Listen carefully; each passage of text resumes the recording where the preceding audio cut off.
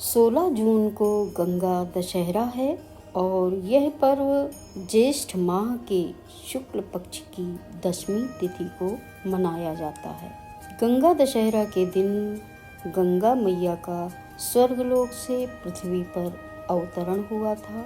इस पर्व में श्रद्धालु जन गंगा जी की पूजा करते हैं, दर्शन करते हैं और गंगा किनारे दान करते हैं। गंगा दशहरा में गंगा किनारे दान करने का भी बड़ा महत्व है। गंगा दशहरा के दिन गंगा मैया पृथ्वी पर अवतरित हुई थी और उनको लाने वाले राजा भागीरथ थे, जिन्होंने तपस्या करके गंगा जी को पृथ्वी पर अवतरण करने का महत्वपूर्ण कारण था राजा सगर के 60,000 पुत्र। तो आइए जानते हैं राजा सगर की कहानी और उनके पुत्रों की कहानी। वाल्मीकि रामायण के अनुसार इक्ष्वाकु वंश में सगर नामक प्रसिद्ध राजा हुए। वह भगवान राम और भागीरथ के पूर्वज थे। राजा सगर की 2 रानियां थीं, केशनी और सुमति।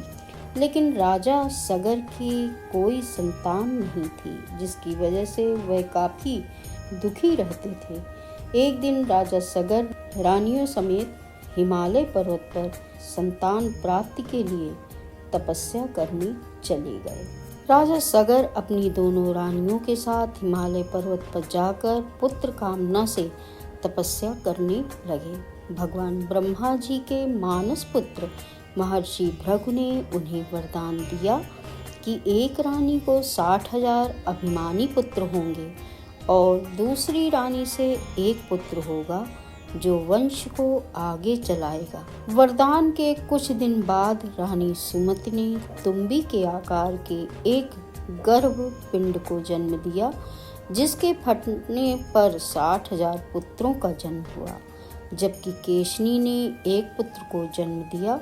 जब सारे पुत्र युवा हो गए तो राजा सगर ने अश्वमेध यज्ञ किया।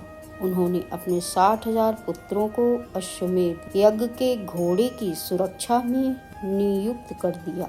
देवराज इंद्र ने अश्वमेध यज्ञ के घोड़े को छलपूर्वक चुरा कर कपिल मुनि के आश्रम में बांध दिया। अभिमान से चूर राजा सगर के 60,000 पुत्रों ने पृथ्वी को खोदना आरंभ कर दिया और पाताल में पहुंच गए। राजा के पुत्रों ने कपिल मुनि के आश्रम में यज्ञ का घोड़ा बंधा हुआ देखा। उन्होंने कपिल मुनि को भी चोर मान लिया और उन्हें अपमानित करने लगे। राजकुमारों के शोर से कपिल मुनि का ध्यान टूटा और उन्हें क्रोध आ गया। ऋषि ने सगर के पुत्रों को भस्म कर दिया। राजा सगर को जब सभी बातों की जानकारी हुई तो उन्होंने कपिल मुनि से क्षमा याचना मांगी और अपने पुत्र की मुक्ति का उपाय पूछा। कपिल मुनि ने राजा सगर से कहा कि स्वर्ग की नदी गंगा जब इनके अवशेषों को स्पर्श करेगी तो इनकी मुक्ति हो जाएगी। सगर के वंशज दिलीप के पुत्र भागीरथ ने माता गंगा की तपस्या की। माँ गंगा ने तपस्या से प्रसन्न होकर भागीरथ को दर्शन दिए और वरदान मांगने को कहा। भागीरथ ने उन्हें धरती पर अवतरित होने का वरदान मांगा।